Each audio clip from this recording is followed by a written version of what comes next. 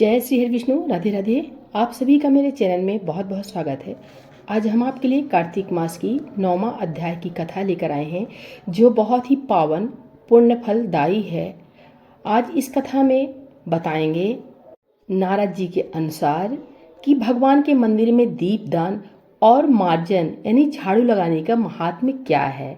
तो कथा पूरी सुनिएगा, बहुत ही सुंदर है और बहुत ही पुण्य फल देने वाली है। और कथा अच्छी लगे तो प्लीज़ लाइक, चैनल को सब्सक्राइब जरूर करें।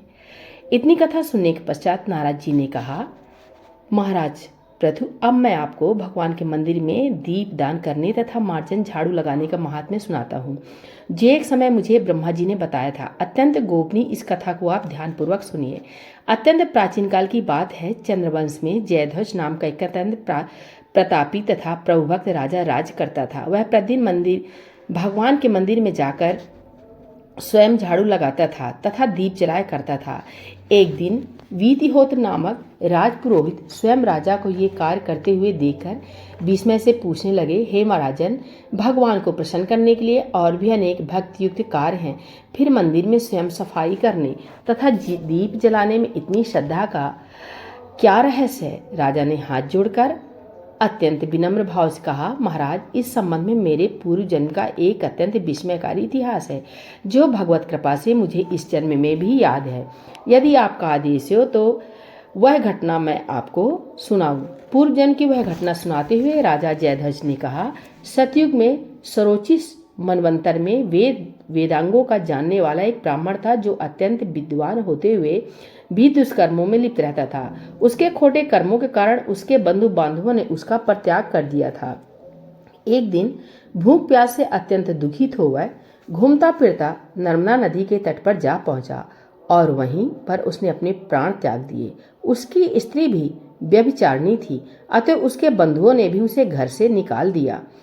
उसी के गर्भ से अत्यंत पापी मैं उत्पन्न हुआ था। उस जन्म में मेरा नाम दंडकीर्ति था। दूसरों की स्त्रियों, वेश्याओं तथा धन के लिए मैंने गौ, पशु तथा अनेक मनुष्यों की हत्याएं की थी और इस प्रकार पापपूर्ण जीवन व्यतीत करता रहा।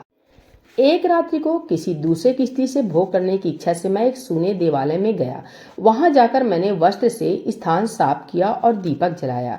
उस सूने मंदिर में दीपक जलता देखकर ग्राम रक्षक वहां आ गए और मुझे चोर या डाकू समझकर उन्होंने लाठियों से मुझ पर इतने प्रहार किए कि मेरी मृत्यु हो गई। प्राण निकलते समय ही भगवान के दूत वहां आ गए और मुझे सुंदर विमान में बैठाकर बैकुंठ को ले गए। कार्तिक के महीने में भगवान के मंदिर में झाड़ू लगाने तथा दीपक जलाने से मुझे इतना फल मिला कि कई कल्प तक स्वर्ग में सुख भोगकर अब मैंने चंद्रवंश में जन्म लिया है। यदि श्रद्धा और भक्ति पूर्वक यही क्रिया कार्तिक के पूरे महीने की जाए तो उसके पुण्य फल का तो कहना ही क्या है। उसका वर्णन ब्रह्मा जी भी नहीं कर सकते।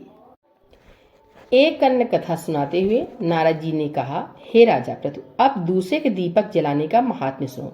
मनुवंश के प्रतापी राजा रैवत के पुत्र भद्रबुद्धि के पुत्र का नाम सुदर्शन था। नाम के अनुरूप ही सुदर्शन अत्यंत सुंदर और पराक्रमी था। भद्रबुद्धि की राजधानी नर्मदा के तट पर के समीप महेंद्र पर्वत पर थी।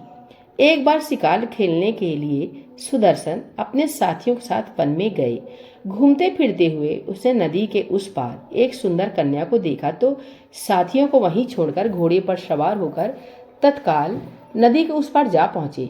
वहां उस रूपवती कन्या को देखकर सुदर्शन उस पर मोहित हो गई। कन्या भी उस अत्यंत सुंदर बलशाली वीर पुरुष को देखकर लज्जा को प्राप्त हुई।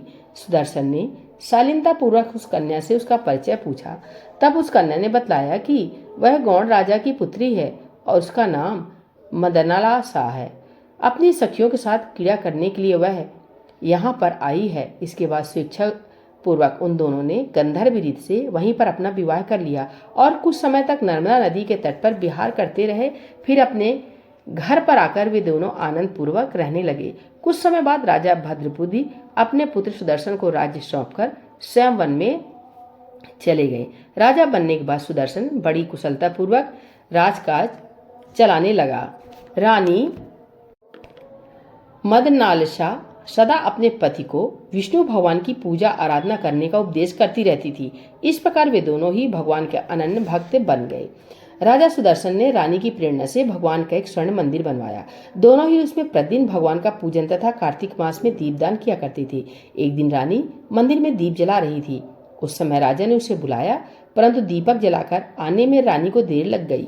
इस पर राजा सुदर्शन ने क्रोधावेश में आकर रानी से कहा, तुम तो कहती थी कि पति ही स्त्री का देवता होता है, फिर दीपदान में इतनी देर लगाकर तुमने मेरा अनादर क्यों किया? यदि देरी का और कोई कारण हो तो कहो। तब सती साध्वी मदनालसा अत्यंत स्नेहयुक्त वचनों से बोली, हे महाराज, मैं दीपदान का महत्व आपको बताती हूँ। अब आप ध्यानपूर्वक मेरे वचनों को सुनिए।